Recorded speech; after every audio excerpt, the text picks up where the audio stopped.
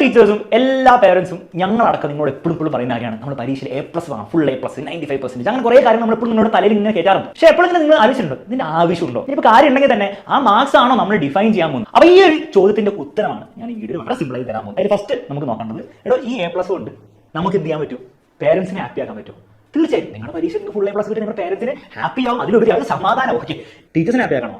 തീർച്ചയായും നിങ്ങളെ പ്രത്യേകിച്ച് നിങ്ങൾ A+ കിട്ടാത്തവരാണ് നിങ്ങൾ ഫുൾ A+ കിട്ടുന്ന സമയത്ത് നല്ല ടീച്ചേഴ്സ് അവർക്ക് ഭയങ്കര സന്തോഷം. ഒരുപക്ഷെ നിങ്ങളുടെ പേരൻസിനാണ് സന്തോഷം, കാരണം അവർ ആ ഒരു ജേർണി കണ്ടതും അതിൽ അവർക്ക് ഒരു കോൺട്രിബ്യൂഷൻ വഹിക്കാൻ പറ്റിയവരാണ്. അപ്പൊ പിന്നെ സർ നമുക്ക് ഹാപ്പി അല്ലേ? A+ കിട്ടിയാൽ നമുക്ക് ഭയങ്കര ഒരു അഭിമാനം അല്ലേ? അല്ലെ, ആരോട് നമ്മൾ പറയുന്നില്ല, അവർ വേറെ തന്നെ ഒരു ഫീലിംഗ് ആണ്. അതിന് വേണ്ടിയിട്ടാണ്, അതിന് വേണ്ടിയിട്ടില്ല. അത് നല്ല കാര്യമാണ്. തീർച്ചയായും നിങ്ങൾ ഫുൾ A+ കിട്ടി കഴിഞ്ഞാൽ, ഞാൻ 10ാം ക്ലാസ്സിൽ പഠിച്ച സമയത്ത് എനിക്ക് ഫുൾ A+ ആയിരുന്നു കിട്ടിയത്. ഭയങ്കര പ്രൗഡായിരുന്നു. പക്ഷെ അതാണ് അതിന്റെ ട്രൂ പർപ്പസ്. നിങ്ങളുടെ മൊത്തം ലൈഫ് എടുത്ത് നോക്കിയാൽ ആ ഹാപ്പിനെസ് ആ മൊമെന്റിൽ കിട്ടുന്നതാണ് ട്രൂ പർപ്പസ്. അല്ല, കാരണം ആ ഹാപ്പിനെസ് ഉണ്ടാവും. ആ 10ാം ക്ലാസ് കഴിഞ്ഞിട്ടാണെങ്കിൽ നിങ്ങളുടെ A+ എണ്ണം വെച്ചിട്ടായിരിക്കും +1ലേക്ക് അഡ്മിഷൻ ഉണ്ടാവുക. നിങ്ങൾ +1 +2 കഴിഞ്ഞവരാണ് കോളേജിലൊക്കെ നിങ്ങളുടെ A+ മാർക്ക് വെച്ചിട്ടായിരിക്കും അഡ്മിഷൻ. അപ്പോൾ ആ അഡ്മിഷൻ കിട്ടാൻ വേണ്ടിയില്ല, അതും ഒരു കാര്യമാണ്, ഒരു പേർപ്പസ് ആണ്. പക്ഷേ ഈ A+ന്റെ ഏറ്റവും അൾട്ടിമേറ്റ് പേർപ്പസ് ജസ്റ്റ് ഒരു അഡ്മിഷൻ കിട്ടാനാണോ? അല്ല. അപ്പോൾ എന്താണ് ശരിക്കും റീസൺ? വളരെ ഒറ്റ കാര്യമാണ്. ഞാൻ 10ാം ക്ലാസ്സിൽ ഞാൻ നേരത്തെ പറഞ്ഞ പോലെ ഫുൾ A+ വാങ്ങിച്ചിട്ട് അതിനുശേഷം എൻ്റെ മൊത്തം ജേർണി ഇതുവരെയുള്ള ജേർണി, ഞാൻ കോളേജിൽ പഠിച്ചു, ആക്ച്വലി 2 കോളേജിൽ പഠിച്ചു. എൻ്റെ ബാച്ചിലേഴ്സ് ചെയ്തു, മാസ്റ്റേഴ്സ് ചെയ്തു, MBA കോഴിക്കോട് ചെയ്തു. അതിന്റെ സ്റ്റോറിയൊക്കെ ഞാൻ നമ്മുടെ ലേൺ ടെക്സ്റ്റിൽ പറഞ്ഞു പോയി കാണാം. ഇതിന്റെ എക്സാമിൽ സ്റ്റാർട്ട് ചെയ്തു. ഈ ഒരു പോയിന്റ് അന്ന് 10ാം ക്ലാസ്സിൽ A+ കിട്ടിയതുകൊണ്ട് എനിക്ക് എന്തെങ്കിലും ഗുണം ഉണ്ടായിരുന്നു ആരും ചോദിച്ചു കഴിഞ്ഞാൽ ഞാൻ ഒരിക്കലും ഈ റീസൺസ് ഒന്നും പറയില്ല, കാരണം ഇതൊക്കെ ഉള്ള കാര്യങ്ങളാണ്, സംഭവിച്ച കാര്യങ്ങളാണ്. പക്ഷേ ഇതെല്ലായിരുന്നു ഞാൻ ഇപ്പോൾ ചിന്തിക്കുമ്പോൾ അതിന്റെ ട്രൂ പർപ്പസ്.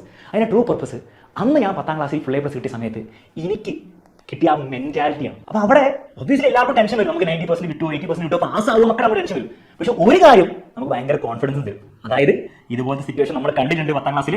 ഇത്രയും ഭീകരമൊന്നല്ലെങ്കിലും പിന്നെ വേറെ ലെവലിൽ നമ്മൾ കണ്ടിട്ടുണ്ട്, അന്നത്തെ ലെവലിൽ നമ്മൾ കണ്ടിട്ടുണ്ട്.